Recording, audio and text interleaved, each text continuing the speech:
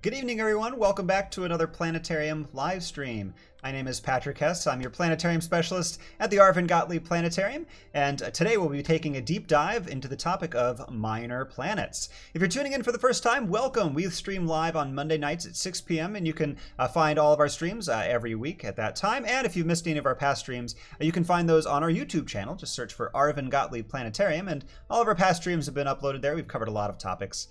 If you are a returning watcher, thanks for tuning in again. Your support has been amazing this summer. It's been great to keep you all involved and interacting with our programs, and we're so happy you're joining us virtually. I do want to remind you, though, that Union Station and the Planetarium are open to the public right now, and if you'd like to come see one of our shows live or check out any of the other amazing attractions at Union Station, you can do that, and you can purchase tickets online in advance. And of course, visiting us in person and buying tickets helps out a lot. We are a nonprofit organization, so every little bit helps, and if you feel comfortable, we'd encourage you to come visit. We, of course, are following all the safety protocols to keep you nice and safe and healthy, and if you feel comfortable, come join us. If you don't, that's okay. You can always keep watching our live streams, and of course you can always do both as well.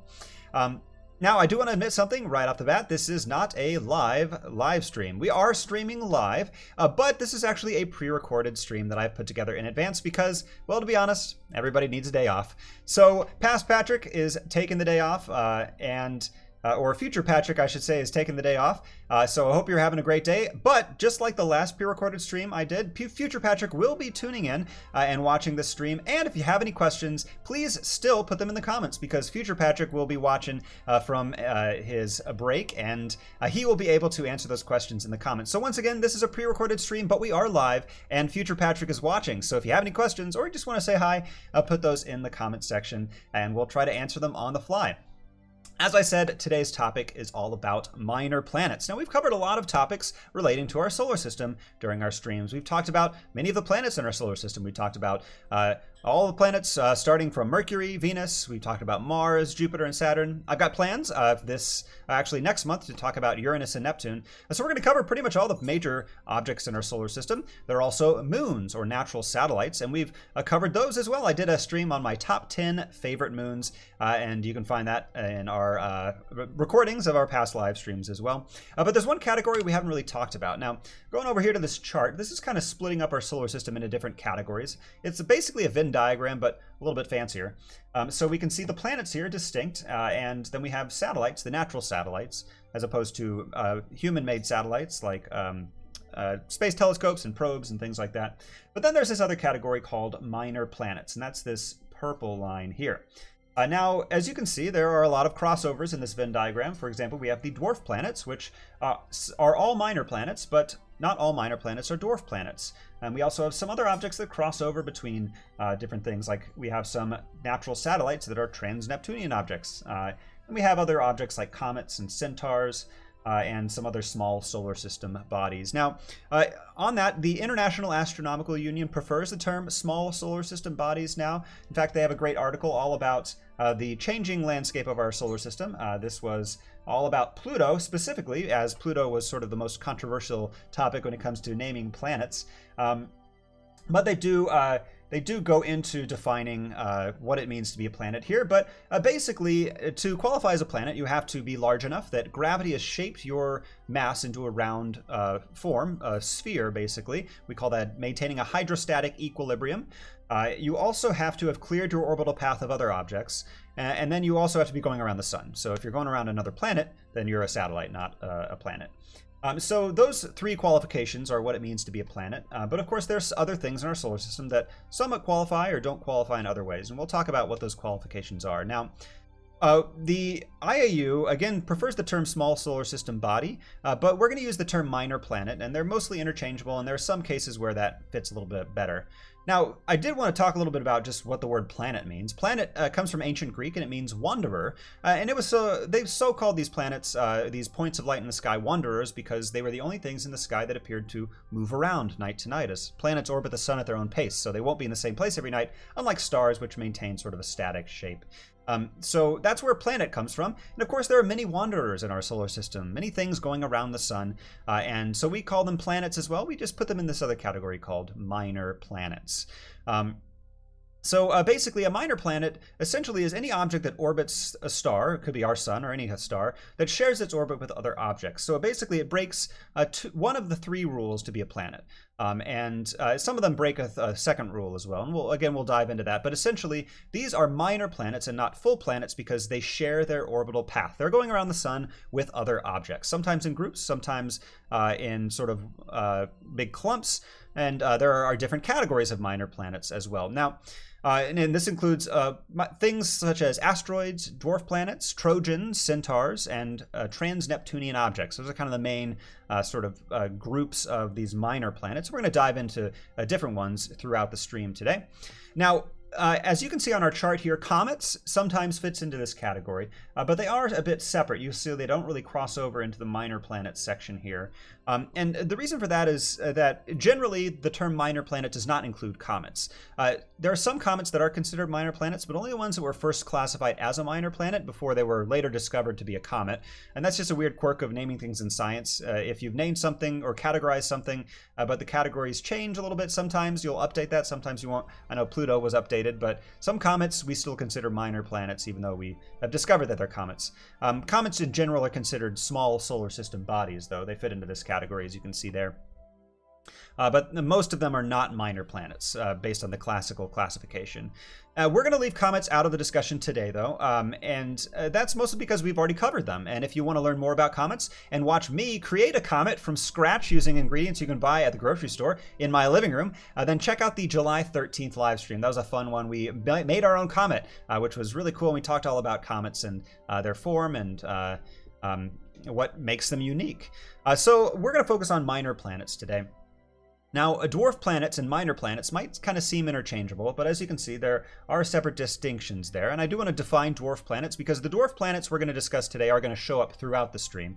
A dwarf planet, essentially, is a minor planet with high enough mass to create a hydrostatic equilibrium, which will render that body ellipsoidal or spherical. So smooth, essentially. So it can be a sphere shape or it can be kind of rounded, but essentially that is the qualification of a dwarf planet. So essentially a dwarf planet is something that passes the two of the three tests to be a planet. It goes around the sun and it's large enough that it's formed its mass into a sphere, but it has not cleared its path of other objects. All the other minor planets that aren't dwarf planets are too small to have that round shape, essentially, and so they only qualify for one of those three categories, which is that they go around the sun. There are only 5 bodies that are actually recognized as dwarf planets by the International Astronomical Union. That's Ceres, Pluto, Eris, Makemake, and Haumea, which we'll touch on throughout our stream today. And astronomers, they separate the minor planets into distinct groups, usually separated by their location and their orbital elements, which is the qualities of their orbit, basically the angle of their orbit, the roundness of their orbit, things like that. That's what an orbital element is. So we're going to go pop on over to Space Engine here, which is our 3D universe software. And we're going to kind of zoom out rather. Here's the sun. And as I zoom out, we've got our solar system in all its glory, all 8 planets in our solar system. We'll talk about Pluto, don't worry. But Space Engine has hundreds of thousands of other objects that it tracks, even just in our solar system. And these are real objects. And if I put those objects on, suddenly we have a much denser view of our solar system. And we can see all of these objects orbiting the sun. Those are mostly minor planets. And again, this includes things such as asteroids, and we'll talk about those. Now, I'm going to zoom in here. We're going to start at the sun. And as you can see, when you get close into our solar system, there aren't a lot of objects that are sort of inside the orbit of Mars, which is this 4th ring there. Now, there are some names of some minor planet groups that we actually haven't found any examples of. For example, there are the Vulcanoid asteroids, which would be a hypothetical group of asteroids that orbit within the orbit of Mercury, so inside of Mercury's orbit.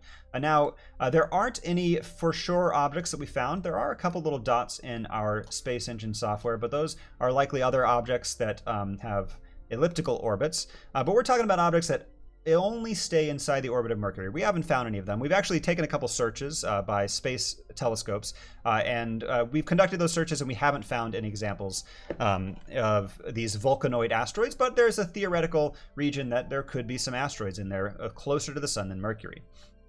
There's a few Mercury crossing and Venus crossing asteroids. Again, that one right there is likely one of them. And these are asteroids that cross the orbits of Mercury and Venus. There aren't a lot of them, though. The biggest category we get to that are interesting would be the near-Earth asteroids. And we're going to bop back over to our slides here. So near-Earth asteroids are asteroids that are close to Earth. Simple, right? There are a couple different categories, though, and they are delineated like this. So I put together this little chart, which will kind of hopefully help us to understand the different types of near-Earth asteroids. First of all are the Aten asteroids. These are Earth-crossing asteroids that spend most of their time inside Earth's orbit. So they cross the orbit of the Earth, as you can see here, and they spend most of their time inside the Earth's orbit, but they do get further away from the Earth occasionally. There are the Amor asteroids, which all orbit outside of Earth's orbit. They get close to it, but they never cross Earth's orbit. So they orbit close to Earth, but they never get closer to the Sun than the Earth is. There are the Apollo asteroids, which cross the Earth as well, but unlike the Aten asteroids, they spend most of their time far away from Earth. You can see the Apollo asteroids get inside the Earth's orbit, closer to the Sun than the Earth for a brief amount of time, but most of the time they're further away from the Sun than the Earth. And then there are the Atira asteroids, which all orbit entirely within Earth's orbit. And there aren't many of these, but that is a category there. So they're all closer to the Sun than the Earth is. Now, we're not going to dive too deeply into near-Earth asteroids because I've already covered them. If you check out our Space Surprises live stream, which took place on August 31st, I talk about near-Earth asteroids and some of them which get pretty close to Earth and are surprising in certain ways. And we talk about other objects that impact the Earth as well. So I encourage you to check that live stream out. Again, that's the one on August 31st, Space Surprises. So we're going to go ahead and move outwards, though, past Earth's orbit to the main group of asteroids. The overwhelming majority of all the asteroids that exist in our solar system are in a region called the asteroid belt. And that region exists between Mars and Jupiter. I think I can put some too many labels. Let's turn the labels off. So these are the 4 inner planets, and so this furthest one out there is Mars, and then we have Jupiter here a little bit further. So the asteroid belt is the group of asteroids that all orbit between Jupiter and Mars, essentially. And again, the overwhelming majority of the asteroids we know to exist in this region. And these asteroids are rocky, airless remnants left over from the early formation of our solar system. If you want to learn more about that, where these asteroids come from, I'd encourage you to check out both the Mars and Jupiter live streams on August 10th and June 29th, respectively, because I dive a little bit deeper into where these asteroids came from. But in short, basically, during the early formation of our solar system, Jupiter's orbit was not established, and it was spending time moving actually from the outer parts, where it is today, to the inner parts of our solar system. It was kind of moving back and forth a little bit. And while it was doing that, its gravitational field likely prevented another large planet from forming close to the orbit of Mars. That's kind of why Mars is likely so small, and unlike Venus and Earth, which are a bit larger. Most of the mass that would have kind of made Mars bigger ended up as these asteroids because Jupiter didn't let it get bigger. So all that material that never formed a planet now exists as the asteroid belt. These asteroids range in size from about 300 miles in diameter all the way down to 33 feet across, so quite a variation there. And the total mass of this asteroid belt is less than that of the Earth's moon. So you put all the asteroids together, all hundreds of millions, probably billions of these small rocky bodies, and they won't even be bigger than the moon, but there are some significant asteroids and objects in the asteroid belt we'll talk about. The current known asteroid count, those are ones we are currently tracking, is 1,027,192. But again, there are likely many other ones that are smaller and untrackable, and those numbers are according to NASA. There are 3 broad types of asteroids, and these asteroids are called C-type asteroids, S-type asteroids, and M-type asteroids.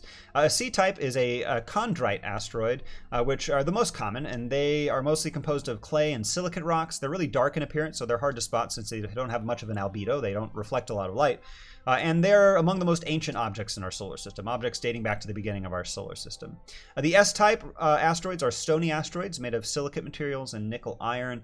And then there are M-type asteroids, which are metallic asteroids. And they're the type we know the least about. They're located in the inner region of the belt. Some experienced high temperatures when they formed because of how close they are to the sun, and this caused them to partly melt and their iron sinked to the surface. This is and why we can see them as metallic there.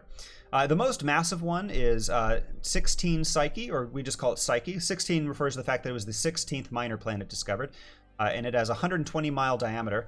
And we can visit Psyche here, I believe. Let's see. Let's go over to Psyche. This is the most massive M-type asteroid again, and it is 120 miles in diameter. And it is possibly the exposed iron core of a protoplanet, so an object that was on its way to becoming a planet but never quite got there. And this is pretty similar to Mercury, actually, how we think Mercury formed. And if you want to learn more about Mercury, check out the live stream from October 12th, where I talk about Mercury and Venus. And again, that prefix, the 16, refers to the fact that it was the 16th minor planet discovered. So that is the minor planet Psyche. I can also put our labels on there. There we go. All right. So I want to take a brief aside and talk a little bit about asteroids and how we might visit them someday. There's an idea called asteroid mining, where perhaps sometime in the future we might actually visit these asteroids and extract materials from them, or perhaps even capture them and take them back to Earth and put them in a safe Earth orbit. And why would we want to do this? There are a couple reasons. A lot of these asteroids, most of them in fact, contain significant amounts of precious metals like gold and silver and platinum, a lot of key elements needed for modern industry and food production, actually, that some scientists predict could be exhausted within 50 to 60 years here on Earth. So it could be important for us to seek elsewhere, look beyond the Earth for these resources that we currently are using quite a lot of. Also, material that we find in asteroids and outside of Earth's surface could be valuable construction materials for potential space habitats or even rocket propellant, because as we leave the Earth and want to get further away, it would be really helpful for us to create fuel and habitats with materials we find in space and not just stuff we have to bring along.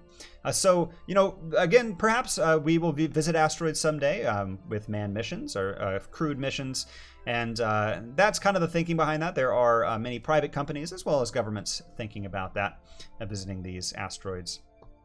Now, these asteroids we separate into different groups we call families, asteroid families, and these are populations of asteroids that share the same orbital elements. So as I said, the same sort of general orbital shapes.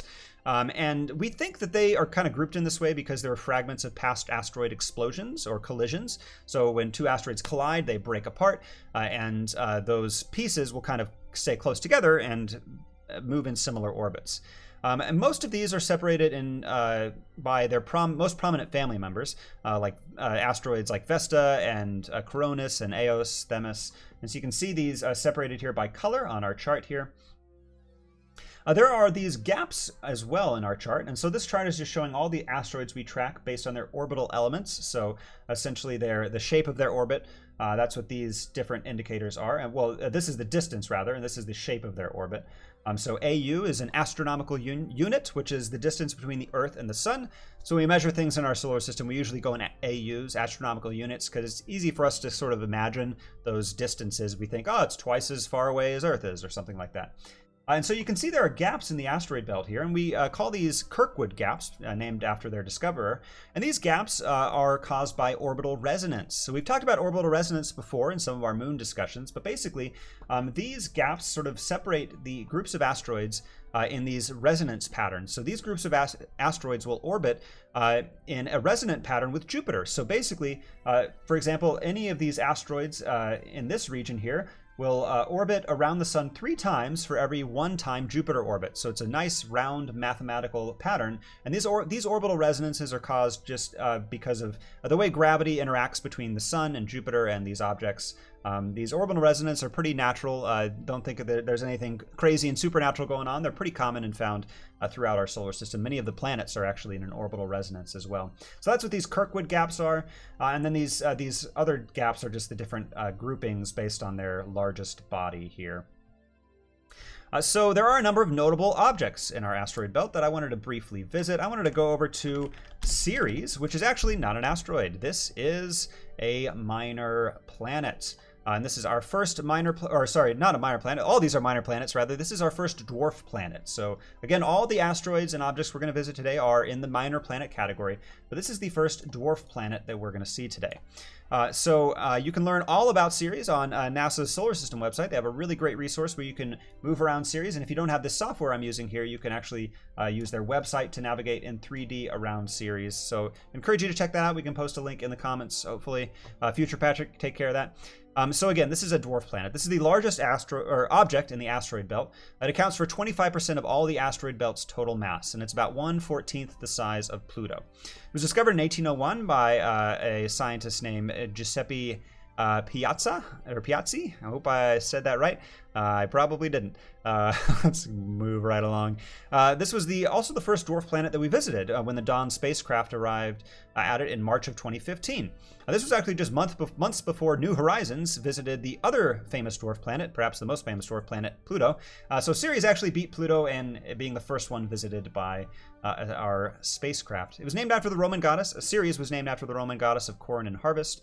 Also, the constellation of Virgo is based on that. And it doesn't have any rings or moons and no atmosphere, although there is some sporadic water vapor ejected from the surface by small impacts. But its most interesting feature are some bright spots that have been detected on it. And some of these might be on the nighttime side. So we're going to adjust our clock here and hopefully see one of them pop up. We'll see one of them. Just gotta find it. Fast forwarding. I should have prepared this part for the stream. Here's a nice bright spot. So when the Dawn spacecraft looked at Ceres, it found all these really interesting bright spots. And at first, we weren't sure what these were. And there were some conspiracy theorists that theorized that perhaps these were alien colonies and the lights from them shining on the surface of Ceres. But upon further investigation, the Dawn spacecraft discovered that these spots were likely composed of briny salt water. Not liquid water, though. This basically... this is the most famous bright spot. That's the one I want to show you guys. There we go. So again, the Dawn spacecraft, it found these spots were composed of briny salt that came from water erupted from Ceres' interior. Which is, there's a lot of water ice on the inside of Ceres. And as that water erupted, it quickly sublimated, it evaporated essentially, and left behind these salty deposits, which are extremely shiny. And that is why the Ceres images have these really bright spots that seem a little like alien colonies. But again, it's just salt. So that is Ceres, one of the minor planets. It was also the first minor planet catalog, so that's why it's number 1 Ceres. Next, we're going to go to number 4, Vesta, which I think is my favorite asteroid, personally. Not really sure why, I just really like it. I don't know, maybe it reminds me of potatoes, or maybe I'm just hungry. But anyway, this is Vesta. Vesta is the largest asteroid, official asteroid that is. Again, Ceres is a dwarf planet, but Vesta is the largest asteroid at 329 miles in diameter. It's also the second largest object in the asteroid belt, second to Ceres. It was also visited by Dawn actually before Dawn got to Ceres in July, from July of 2011 to September of 2012. So we got a lot of really cool early imagery of the asteroid Vesta. This giant asteroid is almost spherical. As you can see, it's pretty round, but not quite round enough to be qualified as a dwarf planet, unfortunately. And Vesta, unlike most asteroids, actually has a distinct layers. It has a crust and mantle and core. Now, Dawn, as it explored Vesta, discovered that it was likely formed very early in our solar system, from about 1 to 2 million years after the birth of our sun. And it had, in its early days, had short-lived radioactive material incorporated into its body. So this radioactive material from the beginning of our solar system kind of globbed on to Vesta. And what this did is that it heated it up, and it heated Vesta up to the point where it actually fully melted. So this asteroid completely melted, giving it this this rounded form, and the denser materials sink to the asteroid's core, where the lower density materials rise up, and that's why we have this delineation between the different layers. So perhaps this was another protoplanet that never quite got big enough, but that is the asteroid Vesta. And got a cool graphic showing us size comparisons here. So this is Vesta Ceres compared to the moon. So they're pretty tiny compared to our moon, which is 1/6 the size of the Earth in comparison. So pretty small asteroids, but relatively large still. So that was Vesta, which was 4 Vesta, so it was the 4th minor planet discovered. The second minor planet discovered is the minor planet, or asteroid Pallas. And this was the second asteroid discovered in the asteroid belt after Ceres. Now this one's even more rounded, actually, as you can see, but it's still not quite round enough to be considered a dwarf planet. And this was also likely the remnants of a protoplanet, owing to its nearly spherical shape. Interestingly, though, Pallas has a really highly unusual orbit. Its orbit has a high eccentricity and inclination, making it pretty much impossible to explore with spacecraft. So I can zoom way out here, and you can see that its orbit is super angled, kind of like Pluto's orbit, actually. So there you can see it orbits at a crazy angle, unlike many of the asteroids which orbit mostly in the plane of our solar system. One of my other favorite asteroids is Ida. And we actually talked about Ida during my moon live stream. I did a live stream on my top 10 moons, and that was on September 14th, so check that one out. And why would I talk about this asteroid on my moon stream? Well, it's because this asteroid has a moon. That's right, this asteroid has its own little teeny tiny moon named Dactyl. And I just love that this asteroid has this little teeny tiny companion. Dactyl orbits Ida, and this was the first asteroid we ever found to have a natural satellite. We found others, but this is the first one. Ida is about 20 miles wide, so it's pretty tiny, but Dactyl's less than 1 mile across. So this teeny tiny little mini moon. And Ida and Dactyl, well, Dactyl was named after the mythological dactyls who inhabited the Mount Ida on the island of Crete. So going back to mythology there. A Dactyl orbits Ida once every 20 hours, traveling at 33 feet per second relative to Ida. So a pretty decent clip still, but pretty slow. So there is tiny little Dactyl with Ida. Pretty awesome. Let's see. All right, so that covers most of the asteroids that I wanted to visit, and we're going to move right along to our next section of objects called the Trojans. Now, in astronomy, deselect something. There we go. Okay. So in astronomy, the word Trojan refers to a small celestial body that shares its orbit with a larger one. So any object that's close to the orbit of another bigger one. And in our solar system, we generally refer to Trojans when we talk about the Jupiter Trojans. So the Jupiter Trojans are a group of asteroids separated into 2 big clumps that orbit sort of in front of and behind Jupiter. So actually, I want to select the sun here. And we're going to zoom back out. And I'm going to fast forward time here. And what we're going to see is the asteroid belt, all the asteroids that we're tracking. But then if you look closely, you should notice a couple clumps of asteroids orbiting right in front of and behind Jupiter. These are the Jupiter Trojans. Now they orbit about 60 degrees in front of and behind Jupiter. And this is thanks to math and something called Lagrange points. So basically, when you're looking at objects in a three-dimensional system, essentially, so objects out in space that have gravitational fields, you end up with these sort of regions. I call them kind of cosmic doldrums. Basically, these Lagrange points are places that if you put yourself in an orbit, you'll be in a stable spot. So basically, any of these points here, you can essentially stay in the exact same location, locked, relative to the other objects. In this example, the sun and the Earth. So we use Lagrange points for satellites. If I put a satellite on L2 or L1, they'll stay in between the Earth and the sun in that exact formation here. An object at L3 would be on the opposite side of the sun, so we'd never be able to see it. Perhaps there is something over there, maybe another Earth or something like that. There's another conspiracy for you. But there are these other Lagrange points called L4 and L5, and these are the points where the Trojans exist. Basically 60 degrees in front of and behind a planet. In this example, it's showing Earth, but the Jupiter Trojans, of course, are in front of and behind Jupiter. And so there are a number of Trojans in our solar system, actually. Jupiter has the most prominent groups of Trojans here, but Neptune also hosts Trojans. Interestingly, though, Saturn and Uranus do not have Trojan moons, or not moons, rather, Trojan asteroids, Trojan minor planets. And we think that's mostly because Jupiter just is so massive that its gravitational field kind of prevents these other planets nearby from having their own Trojan systems, but Neptune's far enough away that it does get its own Trojans. So speaking of Jupiter's Trojans, there are 7,000 that we've cataloged so far, but scientists estimate that there are probably more than 1 million, larger than 1 mile, thought to exist. And they're separated into two camps, we call them. The Trojan camp in front of Jupiter is the Greek camp, and the Trojan camp behind Jupiter is the Trojan camp. So a Trojan, sort of lowercase t, is just any object that orbits in the same plane or orbital path of another object in a star system. But then in the Jupiter Trojans, we have the two different camps, the Trojan camp and the Greek camp, essentially. Now, I mentioned the outer planets and their Trojans, but what about the inner planets? Well, we haven't found any inner planet Trojans except for one. There was actually an Earth Trojan for a very brief amount of time, which is kind of interesting.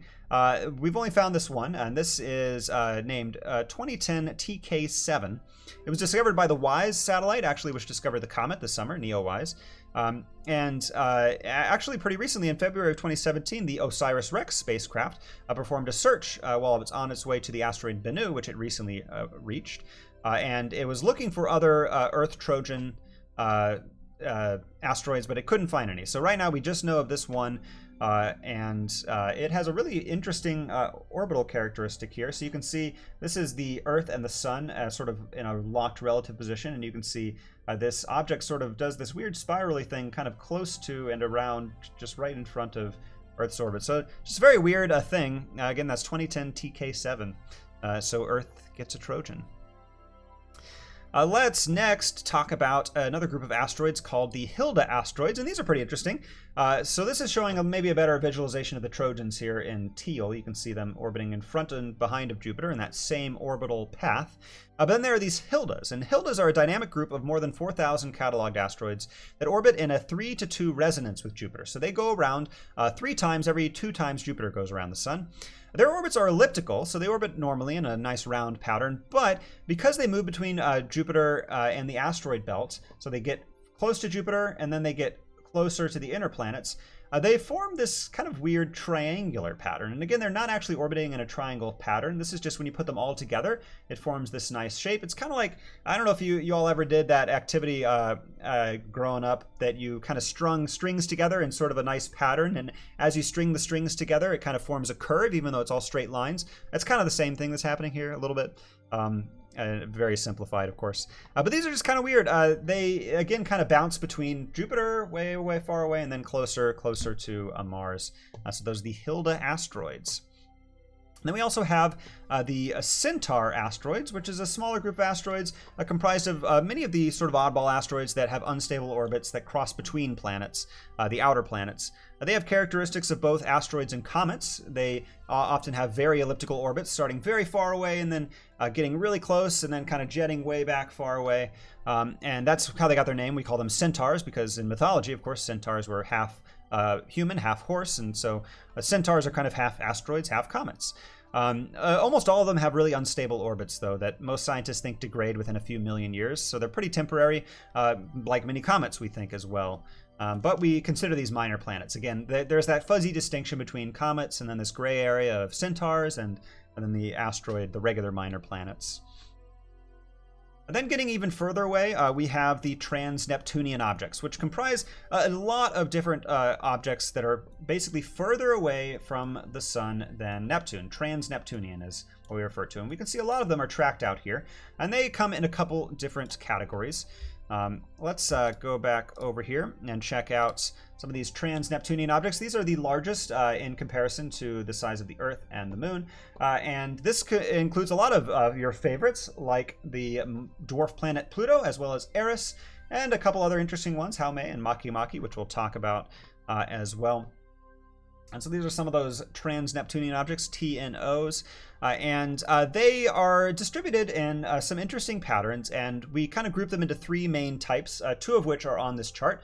And those types, so we can see the Centaurs here, again, those cross the orbits of the planets. But then there are the 2 groups we can see here, which is the Kuiper Belt objects, the scattered disk objects, and then not on this chart are the Oort cloud objects, and we'll talk about all of those.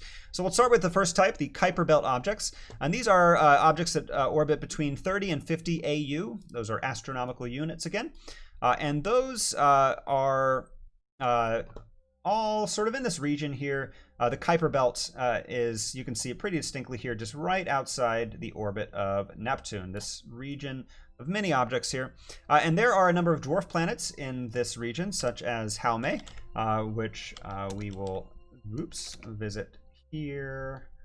Yep, go to that one. So this is the dwarf planet Haume. Now, this is a rounded object, but it's not perfectly spherical. Again, a dwarf planet doesn't have to be spherical. It just has to be round enough.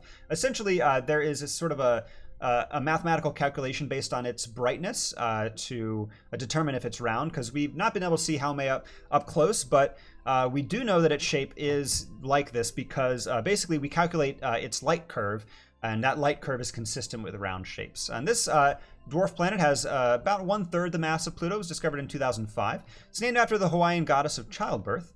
And in 2017, it was discovered to have rings. So you can see here in Space Engine, Haume has rings. So this is a dwarf planet that has a ring system, which is pretty cool. It also has 2 moons, which we can see if I zoom out here a little bit more. There's one of them there, Namaka and Hayaka. Those are the 2 moons of the dwarf planet Haume. There's also the dwarf planet Makemake, which we'll head on over to here. It's a likely dwarf planet. Based on the science we have right now, we categorize it as such because, again, based on its brightness, we think that it is spherical in shape. It was named after the god of fertility in the myths of the native people of Easter Island, and it is the second brightest Kuiper Belt object after Pluto. It's actually bright enough to be visible even through a high-end amateur telescope, which is pretty cool. I've never tried to see it, but someday I hope to try to catch that through my telescope. So that is the 4th dwarf planet we've seen. Makemake, Haume. No, that's the 3rd dwarf planet we've seen. We visited Ceres as well. There's a sort of a subcategory of the Kuiper Belt objects called resonant objects. And these are objects that are resonant with Neptune's orbit. So they orbit in that nice orbital resonance pattern. So they orbit a round number of times for every 1 time Neptune orbits. And the most famous group of these are the Plutinos, which is an excellent name for a group of solar system objects. The Plutinos, also my future band name, Patrick and the Plutinos. I'm calling dibs on that one. So the Plutinos include the most famous Plutino, most famous Kuiper Belt object, and probably most famous dwarf planet, Pluto. And this is a map of all the dwarf planets and their locations to a 1,000,000 to 1 scale. So this is actually to scale, kind of cool. You can see Pluto there and all the other Plutinos, again, that orbit in a 2 to 3 resonance with Neptune. So every 2 times they orbit the sun, Neptune orbits 3 times. Now, the dwarf planet Pluto is the largest member. Other members of the Plutinos are named after other mythological creatures associated with the underworld, as Pluto is named after the Roman god of the underworld. And from the inner part of the Kuiper Belt, these objects are from the inner part of the Kuiper Belt, and they represent about 1/4 of all the mass of the objects in the Kuiper Belt. Now, let's take a quick pit stop at Pluto. But Pluto is a fan favorite, and I just couldn't stomach visiting Pluto for just a second during our stream today because we don't have time to dive in depth to this really interesting dwarf planet. So what I'm going to do is I'll just give you a little tease. There is the heart of Pluto, and I'm going to promise that if we continue these streams into next year, we will do a live stream all about Pluto. I have topics mapped out for the rest of this year on Monday night live streams, but if we continue these streams, which I hope we will, then I will do a stream all about Pluto. So if you enjoy these live streams and you want to learn about Pluto, be sure to leave a comment in our comment section and let us know that you want to keep these streams going, because I definitely want to as well, and I'm having a ton of fun doing them, and if there is interest there, we'll continue them into next year, and Pluto will be on the top of my list as topics to cover. So don't have time to cover Pluto, the largest dwarf planet, but I promise that if we continue these streams, we will cover Pluto in the future. Now, going back over to our slide here, we can see the other second category of trans-Neptunian objects are these scattered disk objects. And these objects are far enough away from Neptune that they're not influenced by its orbit. So that's why they kind of fit in this other category. They're not influenced by Neptune's orbit. They're much further away. And again, the Kuiper belt is all kind of close to Neptune. But the scattered disk objects are, well, they're scattered farther out in the disk of our solar system. How's that for naming? So the most famous is probably Eris, which is our fifth and final dwarf planet that we'll visit today, and the fifth and final one that has been identified and officially categorized as a dwarf planet. Is the second largest dwarf planet in our solar system. It was discovered in 2005, and it was named after the Roman god, or Roman/Greek goddess of strife and discord. Now, back when it was discovered in 2005, it was originally calculated to be larger than Pluto, and at that time Pluto was a planet. So actually Eris was briefly considered a planet. Now, of course, just 1 year later, Pluto and Eris were demoted into dwarf planets when we redefined what it meant to be a planet. Interestingly, Eris was considered a planet. It was also considered bigger than Pluto because after Eris was discovered, our calculations of Pluto calculated Eris as being bigger than Pluto. When New Horizons passed Pluto, though, in 2015, we found that Pluto was bigger than we thought it was, and so we changed that, and unfortunately Eris is the second largest dwarf planet, but for a brief moment, it was the 9th largest planet in our solar system, bigger than Pluto. So Eris really deserves some credit there for being historic, even for a brief amount of time. Most people probably don't even remember that. Now, Eris has a very eccentric orbit, which we'll zoom way out here. So we can see it orbits quite oval here, so it gets closer to the sun and farther away there. It's actually so eccentric here that for a short time, it's actually closer to the sun than Pluto's orbit. And we don't have, let's see if I can turn Pluto on here. I think I can, actually. Yeah, let's turn the dwarf planets on. And so if we get the right angle here, we can see that for a brief amount of time, Eris actually gets closer to Pluto. So that line right there is the orbit. So there is Pluto there for you, and Eris. So actually, I've got a chart showing you that. There we go. So basically, it won't happen for another 800 years, but for a brief amount of time, Eris will be closer to the sun than Pluto. So, Pluto gets a lot of credit. Pluto was discovered back in the early 1900s, but Eris, for a brief shining moment, was the 10th planet, and it is still a very notable dwarf planet. So really, we should give Eris some love. Everybody give some love to Eris in the comments. Now, let's see. Going back over to Space Engine.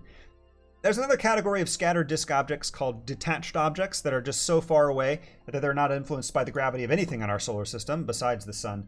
And some of the scattered disk objects are still influenced by Neptune a little bit, but those detached objects are sort of another subset.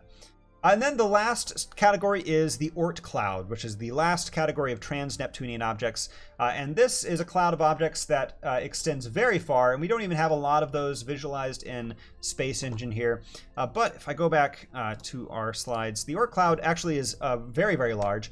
It contains billions of objects, in fact, and it exists from about 1,000 to 100,000 astronomical units. So now we're getting so much further away. So this is to scale here. You can see the Kuiper belt pretty close to the orbit of Neptune there, just outside the orbit of Neptune. But in comparison, the Oort cloud is even further away. And the Oort cloud is where comets come from. So the majority of the mass in the Oort cloud, the majority of these minor planets, again, we're talking about minor planets, and technically many comets are classified as those. Some are, and some aren't as well. But we're going to include them in our discussion today. This is where comets come from. So all these are very tiny icy chunks that start out very far away from the Earth and then scoot way in, jetting in, getting close to the sun. And as they get closer to the sun, they erupt in with beautiful tails. And again, if you want to learn more about comets, check out that comet live stream from July 13th, where we create a comet. And if you want to learn more about that. But again, all these comets are coming from the Oort cloud, which is that last category of trans-Neptunian objects, which basically rounds out our discussion of minor planets. So we've talked about a lot of those sort of lesser known, but just as cool objects in our solar system. These objects are going around the sun just like the planets are, but they're just a bit different than planets, and they have a couple different distinctions. Again, these minor planets are sometimes sharing their orbit with other objects. Some of them are large enough that they have spherical shapes. Those are the dwarf planets, but many of them are smaller rocky bodies like the asteroids in our solar system.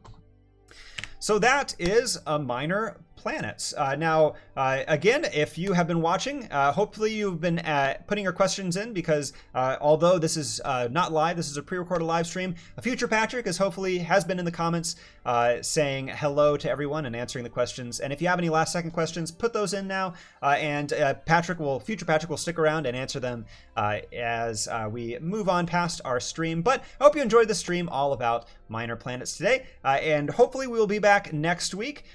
Stay tuned. I've got some interesting plans for that, and we'll have something for you next Monday night for sure. And I do want to plug that on the 23rd, so the Monday of Thanksgiving week, I do have plans to do a Thanksgiving live stream. So what I'm going to do that week is we are going to talk all about why we are thankful for space exploration. So there are many reasons why we want to go to space, and a lot of people wonder about that and may not know about those reasons. There are a decent amount of investments made to space exploration and space travel, and when all of our money is put towards that, it's fair for people to ask, well, why are we investing in exploring space? It's got to be more than just, looking to see what's out there. And of course, there is much more. There are many, many benefits that we have had here on Earth, thanks to NASA and thanks to many other space organizations, and just the march of technology exploring space. So on November 23rd, again, that Monday of Thanksgiving week, we are going to do a Thanksgiving stream to talk about all the things that we are thankful for when it comes to astronomy and space exploration, things that we can thank NASA for inventing, and things that wouldn't exist without space travel. So hopefully you'll tune in for that. And again, next Monday on the 16th, we'll have a stream for you that evening. We don't have a topic announced yet for that, but I've got some hopefully fun surprises for you, and we will see if I can work something out. In the meantime, though, I hope you all have enjoyed this stream. Again, thanks for your patience. Thanks for being okay with a pre-recorded live stream. I appreciate it. It's nice to have some time off. I've been loving these streams, of course, and I wanted to make sure we had something. That's why I recorded this in advance. And again, I've been in the comments. So future Patrick, hello. Hope you're enjoying your day. And this is past Patrick, our planetarium specialist at Union Station, signing off. Hope you all enjoyed the stream. Hope you have a wonderful week and rest of your November. We'll see you next Monday. Thanks, everyone. Bye-bye.